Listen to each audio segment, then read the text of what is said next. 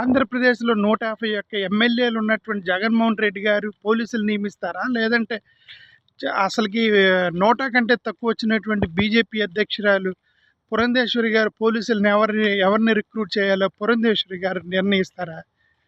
ఇది మరీ అన్యాయంగా ఉంది. ఇది ఆమె లెటర్ రాసి మరీ ఇచ్చిందంటే ఈ ఎలక్షన్ కమిషన్కి వీళ్ళనేయండి అని చెప్పేసి పేర్లతో సహా ఇచ్చిందంటే ఇంకంటే ఏమనుకున్నారు? కేంద్ర ప్రభుత్వం బీజేపీ ఉన్నంత మాత్రాన్ని ఇక్కడ పోలీసులను కూడా వాళ్ళే డిసైడ్ చేస్తారు అంటే అర్థం రేపు పొద్దున ఎలక్షన్లో ఏదో జిమ్మికి జరగబోతుంది.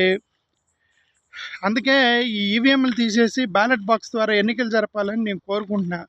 ప్రాబబ్లీ రేపు ఒక లెటర్ రాస్తాను ఈసీకి. ప్రజలకి అభిప్రాయం చెప్పడంలో తప్పులేదు.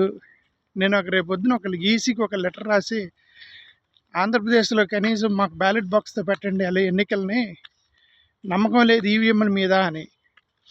లేదంటే పోలీసులనే వీళ్ళు డిసైడ్ చేశారంటే రేపు పొద్దున ఎన్నికల అధికారిని వీళ్ళే డిసైడ్ చేస్తారు, సెక్యూరిటీని వీళ్ళే డిసైడ్ చేస్తారు, ఈవీఎంలు వీళ్ళే డిసైడ్ చేస్తారు. ఇక మొత్తం వాళ్ళే డిసైడ్ చేసి ఇక ప్రజలు ఎందుకు ఓట్లు వేసేటప్పుడు జగన్ గారికి ఓటు వేయాలని ప్రజలు నిర్ణయించుకున్న వ్యవస్థలు జగన్ గారిని ఓడించాలని ప్రయత్నం చేశాయనుకోండి, అధికారాన్ని చేతిలో పెట్టుకొని కష్టమైపోద్ది కదా. సో ఇది కరెక్ట్ కాదు. అందుకని ఈవీఎంలు వద్దు, ఆంధ్రప్రదేశ్లో ఈవీఎంలు వద్దు, బ్యాలెట్ బాక్స్ ద్వారా దయచేసి ఎన్నికలు జరపమని ఎన్నికల అధికారిని కోరుకుంటున్నా. Thank you.